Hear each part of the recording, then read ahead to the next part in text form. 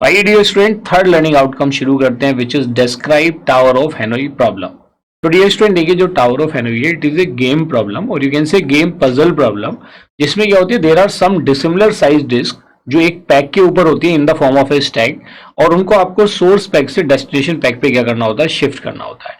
तो सोर्स से destination pack पे शिफ्ट करने के लिए उसमें कुछ सर्टेन रूल्स बनाए गए हैं।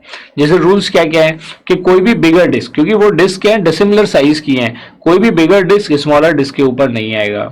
एट ए टाइम आप एक ही डिस्क का मूवमेंट कर सकते हो। And the most important part in this puzzle problem और you can say game problem, you can use a temporary pack for this movement या is for this transfer from source pack to the source pack to the destination pack. उस इस चीज को हम क्या बोलते हैं, this is called a puzzle, you can say tower of Hanoi puzzle problem और tower of Hanoi game problem. सब जगह टर्मिनोलॉजीज अलग अलग हैं। तो आइए देखिए किस तरीके से इसको हम डिफाइन करते हैं और इसके क्या क्या सर्टेन रूल्स हैं। फिर एग्जांपल की हेल्प से समझते हैं कि टावर ऑफ हैनोई में कैसे डिस्क की मूवमेंट होती है। एग्जामिनेशन में कई बार, कॉम्पिटेटिव एग्जामिनेशन में या सिंपल एग्जामिनेशन में भी कई बार न्यूमेरिकल क्वेश्चन भी बन जाता है कि भाई अगर आपके पास इतने नंबर ऑफ डिस्क हैं तो मैक्सिमम पॉसिबल मूवमेंट्स कितने होंगे to transfer dissimilar side disk from source pack to the destination pack. आइए देखते हैं tower of Hanoi problem. So dear students, it is a game problem used to transfer some dissimilar size disk from source pack, pack means Khunti, pack to destination pack by using the following rules। तो जो तीन rule मैंने बताए थे, आइए उनको one by one discuss करते हैं। तो इसमें हमने देखा only one disk can be moved at a time. आइए देखते हैं next rule, no bigger disk is allowed on smaller disk. मतलब हमेशा ऐसा होगा स्मॉलर ही बिगर के ऊपर होगी, और इस रूल के अकॉर्डिंग मतलब अगर आप टावर ऑफ हैनोई को यूज कर रहे हैं सो कोई भी बिगर डिस्क स्मॉलर डिस्क के ऊपर प्लेस नहीं होगी।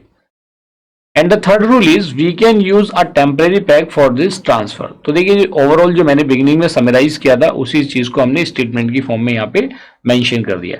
आइए इस टावर ऑफ हैनोई प्रॉब्लम को एक एग्जांपल की हेल्प से समझते हैं। तो देखिए ये एक प्रॉब्लम है, applied TOH means tower of Hanoi problem to transfer 3 disk from source pack to destination pack and find the number of moves. कितने मूवमेंट्स आपको परफॉर्म करने पड़ेंगे।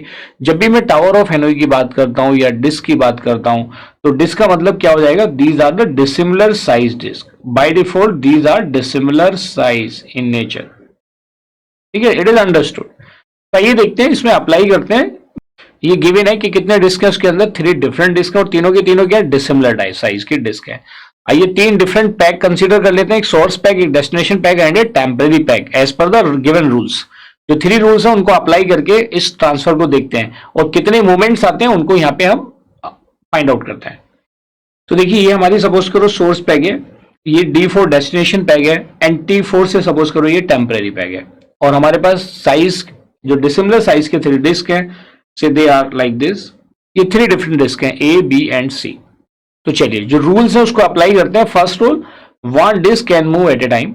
सेकेंड रूल, कोई भी बिगर डिस्क स्मॉलर के ऊपर नहीं आएगा। तो आइए इन मूवमेंट्स को अप्लाई करते हैं। सपोज करो मैंने फर्स्ट मूव यहाँ पे अप्लाई किया, और फर्स्ट मूव मैंने क्या अप्लाई किया कि जो मेरी सोर्स पैक है उससे मैं डेस्टिनेशन पैक पे किसको देखे, ये पजल प्रॉब्लम है। अगर मैं सोर्स पैक से C को D पे भेज देता हूं और जो मेरा B है उसको मैं T पे भेज देता हूं, फिर मैं क्या करता हूं D से T पे भेज देता हूं, तो फिर मेरा डेस्टिनेशन खाली हो जाएगा और जो बिगर डिस्क है डायरेक्टली S टू D पे चला जाएगा। Are you getting my point और नॉट। इस तरह से देखिए एट ए टाइम कोई भी एक peg as a temporary peg का काम करेगी। ये हमेशा जरूरी नहीं है कि जो T पैक है ये हमेशा ही टेम्परेरी रहेगा। Sometimes it will become a source and another pack will become a destination. तो ऑलवेज रिमेंबर दिस पार्ट। तो आइए देखते हैं यहाँ पे सबसे पहला मूवमेंट जो मैंने किया, सोर्स टू डेस्टिनेशन। कौन सा मूवमेंट अप्लाई किया जी, सोर्स टू डेस्टिनेशन। तो जब मैं सोर्स टू डेस्टिनेशन अप्लाई करता हूं then the pegs will look like, कि आपकी पैक की पोजीशन या situation that will be like this. I hope this is clear to everybody. अब मैं क्या कह सकता हूं, जो मेरा सेकंड लार्जेस्ट डिस्क है वो B है, तो B को मैं किस पे ट्रांसफर कर सकता हूं, T पे। तो जब वो T पे आ जाएगा फिर मैं C से किस पे ट्रांसफर कर सकता हूं, C को किस पे ट्रांसफर कर सकता हूं, T से। तो जो मेरा बिगर वाला डिस्क है, देखिए मेरा फर्स्ट ऑब्जेक्टिव क्या होना चाहिए जब इस ट्रांसफर में, कि मेरे N-1 डिस्क कैसे भी किस पे चले जाए, टेम्परेरी पे। अगर मेरे N-1 डिस्क टेम्परेरी पैक पे शिफ्ट हो जाते हैं then I can easily transfer the elements, I mean disk from source pack to the destination peg. कौन सा एलिमेंट, द बिगेस्ट डिस्क, उसको हम किस पे ट्रांसफर कर सकते हैं, सोर्स टू डेस्टिनेशन। लेकिन वो कब पॉसिबल है, जब मैंने N-1 डिस्क को टेम्परेरी पैक पे शिफ्ट कर दिया। ये बात समझ में आ गई। तो हमारा ऑब्जेक्टिव यहाँ पे यही है कि n माइनस यहाँ पे 3 डिस्क है, तो 2 डिस्क को हमें किस पे शिफ्ट करना है, टेम्परेरी पैक पे। फिर बिगर डिस्क जो सोर्स है उसको हम डायरेक्टली ट्रांसफर कर सकते हैं इस डेस्टिनेशन पैक पे। तो आइए देखते हैं नेक्स्ट मूव। और नेक्स्ट मूव हमने क्या लिया, source to temporary peg. So now your pegs will look like this, कि जो आपका स्मॉलर डिस्क है वो डेस्टिनेशन पे है, सेकेंड लार्जेस्ट डिस्क आपका टेम्परेरी पे है, और largest disk on the source. तो आप सोर्स को आप कहीं पे मूव करा सकते हैं, लेकिन सोर्स को डेस्टिनेशन पे मूव कराने के लिए first of all you have to shift जो डेस्टिनेशन पैक है उसको आप किस पे शिफ्ट करेंगे, टेम्परेरी पैक पे, तभी वो स्पेस खाली होगा और आप बिगेस्ट या लार्जेस्ट डिस्क को शिफ्ट करा सकते हैं डेस्टिनेशन पैक पे। तो जो हमारा नेक्स्ट मूव होगा आप खुद से बता सकते हैं, sir it will be D to T. किस पे होगा movement, D to T. So after D to T movement, now your disk, I mean your pegs will look like this. Now you can easily move source peg, I mean source disk to the destination disk, or you can say largest disk to the destination disk. अब आप खुद से बता सकते हो sir, our next movement is source to destination. So dear student, जो हमारा largest disk था वो destination पे पहुंच चुका है. Now we have to shift second largest disk which is B onto D. तो बी को डी पे लाने के लिए पहले हमें क्या करना पड़ेगा, उसको फ्री कराना पड़ेगा, क्योंकि उसके ऊपर स्मॉलर डिस्क है सी।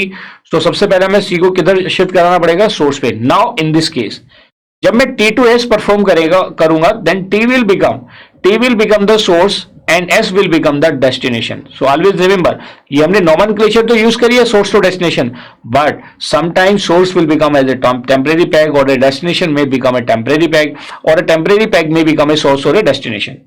So it can happen in any case. तो आइए देखिए जो हमारा नेक्स्ट मूवमेंट होगा that will be T2S. So dear student, after movement from T2S the peg position will look like this. ये चीज क्लियर है। Now we can easily move disk B to the disk to the destination, और वो A के ऊपर easily आ सकता है। So the next movement is T2D. क्या होगा हमारा next movement, that is T2D. So in this case, T is a source and D is a destination. So dear student, after T to D movement, your disk and the peg position will look like this. आइए देखते हैं last movement. Now you can easily shift your C peg, which is the smallest C disk, from a source peg to the destination peg, which is the smallest one. So the last movement is S to D, source to destination. So in this way, you have transferred all dissimilar size disk from source peg to the destination peg. ये बात समझ में आ गई? So this is the way how we can apply the given three rules to shift all the dissimilar size disk from source peg to the destination peg. Now कई बार numerical type के question पूछ लिया जाता है, और वो question क्या है कि भाई इतने पैक्स हैं तो इसके अंदर कितने पॉसिबल मूवमेंट्स होंगे। तो देखिए आइए समझते हैं कि नंबर ऑफ डिस्क और पॉसिबल मूवमेंट्स। एक तरफ हम बात कर रहे हैं नंबर ऑफ डिस्क की, दूसरी तरफ हम बात कर रहे हैं नंबर ऑफ मूव्स की। सपोज करो मेरे पास 1 डिस्क है, तो 1 डिस्क के लिए मुझे कितने मूव परफॉर्म करने पड़ेंगे, 1 डिस्क के लिए आई नीड ओनली 1 डिस्क, क्योंकि वो डायरेक्टली सोर्स से कहां पे चली जाएगी, डेस्टिनेशन पे। आपने कहा जी 1 मूव।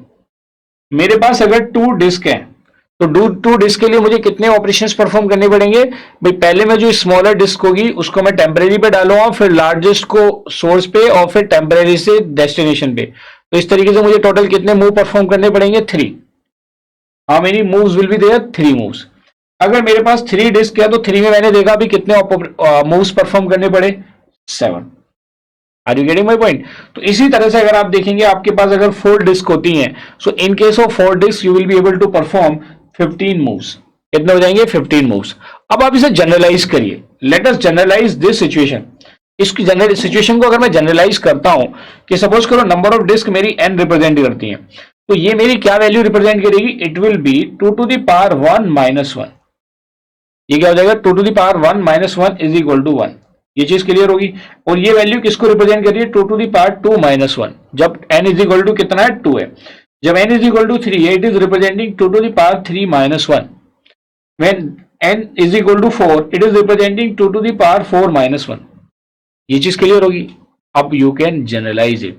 सो इन जनरल, तो अब आप इसको इजीली जनरलाइज कर सकते हो कि भाई अगर मेरे पास n डिस्क है तो मुझे टोटल मूव्स कितने परफॉर्म करने पड़ेंगे to shift all the dissimilar size disk from source peg to the destination peg, that will be 2 to the power n minus 1. This is the formula. तो देखिए इसके अंदर जो total number of possible movements होंगे वो कितने होंगे, 2 to the power n minus 1। कितनी वैल्यू होगी उसकी, z will be 2 to the power n minus 1. I hope this is clear to everybody कि कैसे हम टावर ऑफ हेनरी प्रॉब्लम को अप्लाई करते हैं और कैसे उसके नंबर ऑफ मोमेंट्स को हम फाइंड आउट करते हैं. Now I am very much sure कि इससे रिलेटेड अगर कोई भी प्रॉब्लम पूछी जाएगी तो आपसे सक्सेसफुली अटेम्प्ट करेंगे. So let us have a knowledge check. So dear student, इस तरह से हमने अपने थर्ड लर्निंग आउटकम को भी यहाँ पे अचीव कर लिया है.